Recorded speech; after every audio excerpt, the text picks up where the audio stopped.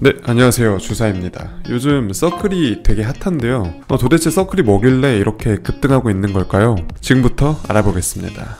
서클은 6월 5일 상장한 지 한 달 채 안 돼요. 주가가 500% 넘게 폭등한 회사입니다. 공모가 31달러로 시작했는데 첫 거래일에 69달러로 개장해서 장중 한때 103달러까지 치솟았고 최근에는 240달러를 넘어서고 있어요. 단 하루 만에 160% 이상 오르면서 IPO 역사상 7번째로 큰 규모의 상승을 기록했습니다. 자, 그러면 서클은 어떤 회사인가? 서클은 한마디로 스테이블 코인의 왕이라고 할 수 있어요. 스테이블 코인이 뭐냐면 달러나 유로 같은 안정적인 자산과 1대1 가치로 연동된 디지털 화폐입니다. 서클은 USDC라는 스테이블 코인을 발행하는데 이게 현재 글로벌 2위 스테이블 코인이에요. 그러니까 1달러를 서클에 주면 USDC를 하나 받을 수 있는 거죠. 언제든지 다시 1달러로 바꿀 수도 있습니다. 근데 여기서 중요한 건 서클은 발행된 USDC와 똑같은 양의 준비금을 보유해야 한다는 거예요. 그 준비금을 달러 현금이나 미국 국채로 보유할 수 있는데 하지만 달러는 이자를 안 주니까 대부분 국채로 보유하게 되겠죠? 그러니까 서클의 수익 구조는 간단해요.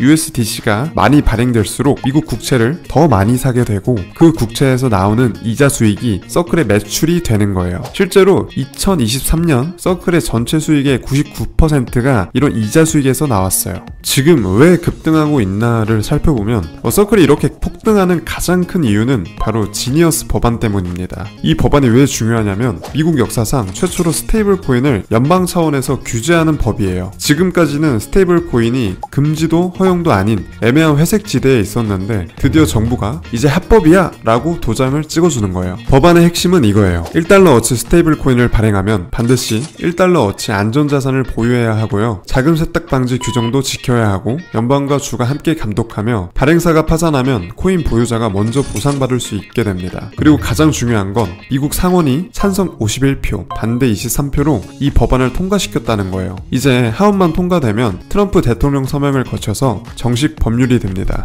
자, 근데 여기서 주목할 점은 현재 미국 정치 상황이에요. 트럼프는 1기 때와 달리 이번에는 완전체가 되었어요. 행정부, 의회 상하원, 연방 대법원 모두 공화당이 장악하고 있거든요. 그래서 1기 때보다 훨씬 공약 이행률이 높고 본격적으로 원하는 대로 행동할 수 있는 상황입니다. 트럼프가 당선되고 트윗 한마디에 주가가 요동치는 것만 봐도 파워가 엄청나잖아요. 자, 트럼프의 모토인 Make America Great Again은 결국 미국의 압도적인 패권을 회복하고 유지하자는 움직임이에요. 패권 유지에 도움이 안 되는 곳은 에너지를 줄이고 패권을 위협하는 중국을 견제하는 데 에너지를 집중하겠다는 거죠. 실제로 트럼프는 6월 18일 SNS에서 지니어스 법안과 클래리티 법안을 빨리 통과시키라고 촉구했어요. 그럼 미국이 왜 이렇게 스테이블 코인을 밀어주려고 할까요? 여기에는 달러 패권 강화라는 거대한 전략이 숨어 있어요. 현재 중국은 자신들이 보유한 미국 국채를 빠른 속도로 줄이고 있어요. 올 2분기 기준 중국이 보유한 미국 국채는 7,500억 달러 수준인데 2022년도에 비해서 30% 가까이 줄어들고 2009년 이후에 최저 수준으로 떨어졌어요. 중국이 미국 국채를 팔면 국채 가격이 떨어지고 미국은 더 높은 금리를 주며 국채를 발행해야 하고 미국 정부의 이자 부담이 커지게 되죠. 바로 여기서 스테이블 코인이 구원투수가 되는 거예요. 스테이블 코인 발행사들은 발행된 코인과 1대1로 준비금을 보유해야 하는데 이 준비금을 대부분 미국 국채로 보유하거든요. 스테이블 코인 발행사들이 보유한 미국 국채는 이미 웬만한 국가보다 많아졌어요. 미 재무부의 스콧 베센트 장관은 스테이블 코인 시장이 이번 법안의 통과와 더불어 2030년까지 3조 7천억 달러 규모로 성장할 수 있다고 전망했어요. 만약 이게 현실이 된다면 스테이블 코인이 미국 국채의 가장 큰 수요처가 될 수도 있는 거죠.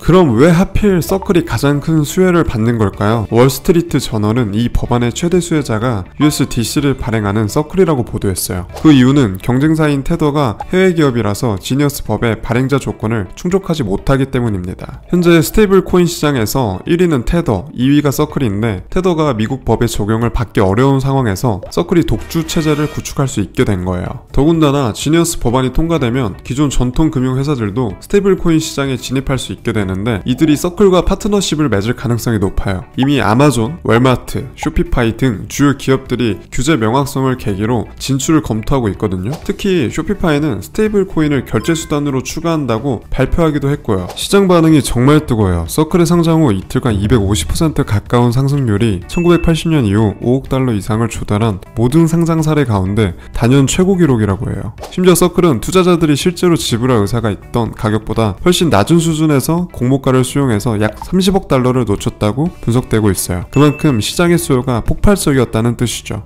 그리고 저도 서클에 투자를 했습니다. 물론 주식과 사랑에 빠지면 안 된다고는 하는데 이게 쉽지가 않네요. 아무튼 서클이 무조건 좋다? 그건 또 아니에요. 물론 주의할 점도 있습니다. 첫 번째는 유통 물량 문제예요. 지금 시장에서 거래되고 있는 서클의 주식 수는 상당히 적은 편에 속해요. 현재 유통된 주식 수가 3,400만 주로 전체 물량의 한 15% 정도인데 12월 2일부터 나머지 물량이 시장에 풀리게 되면 하락 압력을 받을 수 있어요. 두 번째는 과열 우려예요. 이미 상당히 많이 올랐기 때문에 단기적인 조정이 있을 수도 있습니다. 하지만 3년 이상 장기 투자 관점에서 보면 스테이블 코인 시장이 3년 동안 10배의 성장을 할 수 있다면 3년 뒤에 지금의 우려는 기억조차 안 날지도 모릅니다.